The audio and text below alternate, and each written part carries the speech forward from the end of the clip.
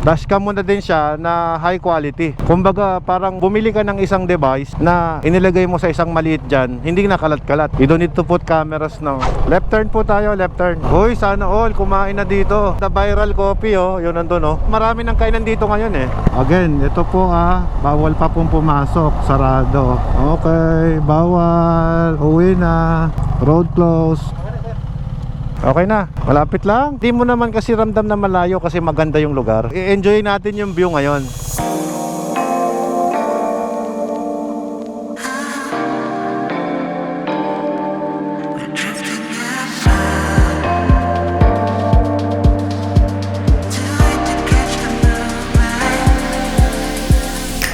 Hoy, nahihiya. Ayaw bumangking. Ayaw ipakita yung California Superbike. Oo, sayad tuhod. Ganun. Sarap. Enjoy the twisties. Ingat lang may mga buhangin kasi sa part na to. Makakitang kita yung ngiti nyo kahit naka-helmet kayo. Oo. Sandali, may silipin lang ako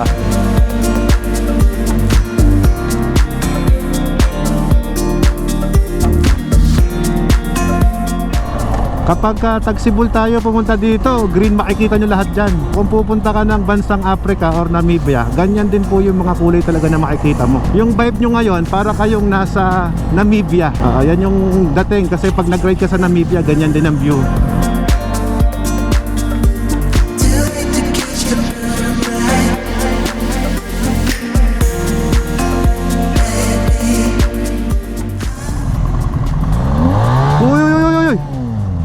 Huwag ka magpapakontent, wag. Yung Namibia, ganyan din ang itsura pag pumunta ka. Maganda yung South Africa. Maganda. The best daw. Tsaka ang maganda kasi sa South Africa, yung encounter mo sa Big Five. Yung malalaking hayop, yung lion, Yung mga elephant. Yun yung mga ganda sa wild. Yung dala nating basura ay dalhin din natin pabalik. Yung idagdag pa to sa kalat na nandyan. Sa mga pumupunta, sana kapag magdadala po kayo ng pang picnic ninyo, basura ninyo, sama nyo na rin pa uwi para mag-enjoy din yung ibang mga pumupunta. Sa bagay, sarado naman kasi tong kalsada. Para ingatin din natin ang ating kalikasan talaga dito. Good to dito, diba? Nung nag-ride kami sa may Africa, yung tour guide namin, ayaw nyo rin talaga na nag-iiwan ng mga bote, ng mga pinagkainan. Pag nakakala dyan, pupulutin pa niya yan. Grabe. Alright. U-turn na ako dito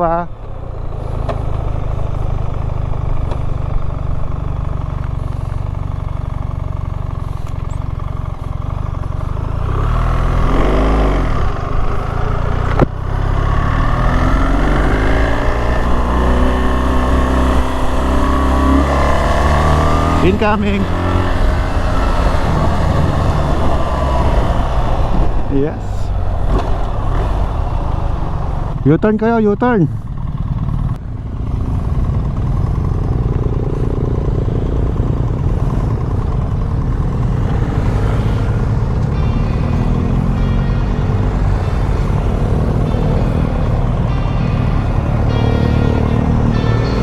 Ayun I know that you're trying to fix me, but I don't wanna be like you.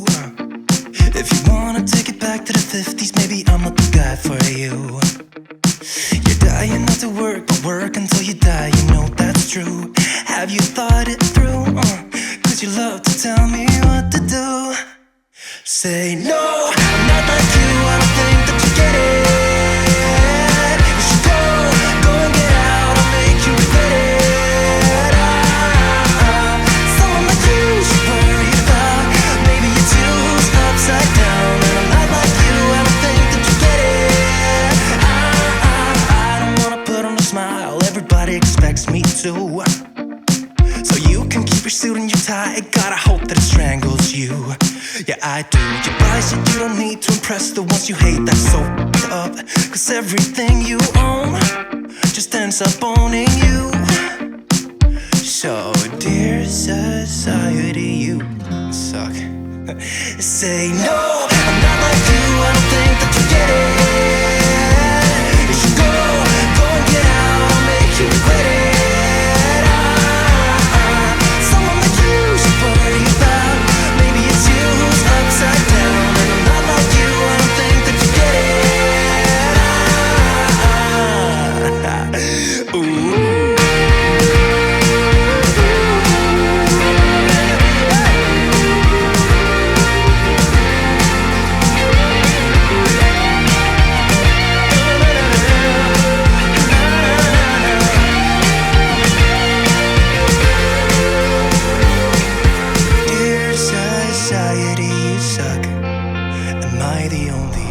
Sabi nga nila, the truth behind the motovlogger. Ikaw talaga yung wala sa scene. Mga magagandang footage. Kasi ayun yung passion mo eh, makapag-produce ng magandang video. Para matuwa din naman yung mga fans, mga followers natin. Kahit ilang beses kong balik-balikan tong Daang Kalikasan, talagang maganda talaga. Ang kagandahan dito, tayo-tayo lang. Pag nagmaliko ka, ang daming tao doon.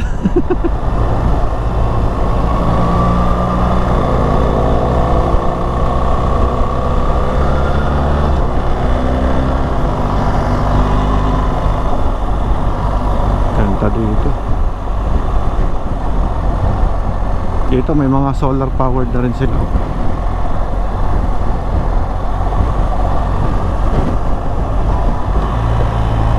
Taas. Oh, sa baba na.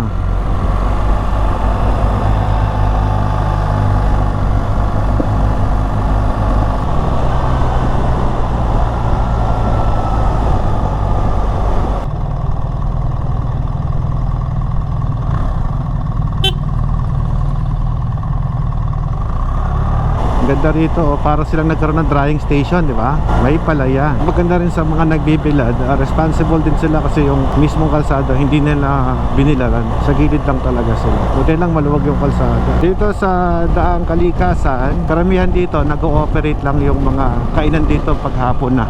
Kasi maraming tumatambay dito. Kaya sila sarado pa, oh, maaga pa eh. Hapon po ang bukas nila. Yun, may parking sa McDo. Ang tanong, kasya kaya? Thank you. Pero sabay tayo. Hindi, sabay tayo. Yes. Maraming salamat sa oras. Thank you. Thank you. Sige, salamat. Let us go. Okay. Abangan namin yung vlog. Sige, sige. Ingat, ingat.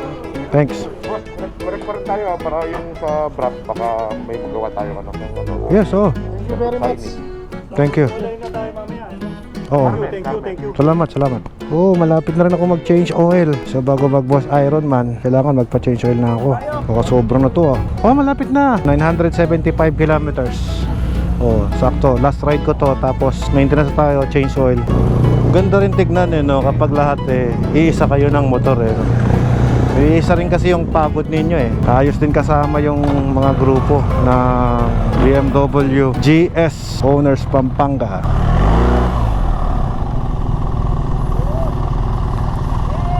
Sir,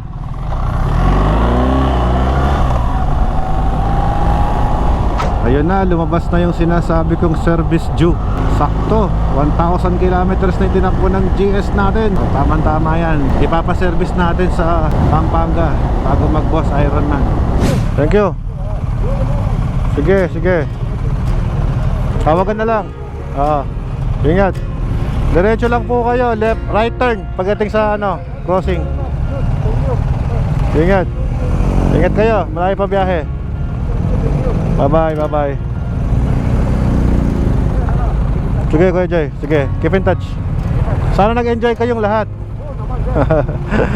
Next time ulit. Okay, bro. Bye-bye, bye-bye. Ride safe, bro. Ako naman, back to work na. I have time to work kasi maaga pa akong makaka-uwi ng bahay. Maraming salamat nga pala sa GS Club Pampanga. Sino to? Naka-empty helmet din. Saan ka punta? Dito? Ano meron dito? Ang dami ko nang ipapagawang mga motor. 1, 2, 3, lahat for registration. Ito naman for change oil. Grabe, no? Pag marami kang motor, kagandaan, hindi mo iniintindi yung tinatawag nating gagamitin mo kapag ka magmumotor ka na. Pero yun lang kapag ka kailangan mo i-maintain na. Another masayang ride with the new GS Club, no? Saktong-sakto nating mo. Kakatapos lang ng ride ko, Daang Kalikasan. Oh, ganda naman ng empty helmet mo. Marami, ayos, ayos.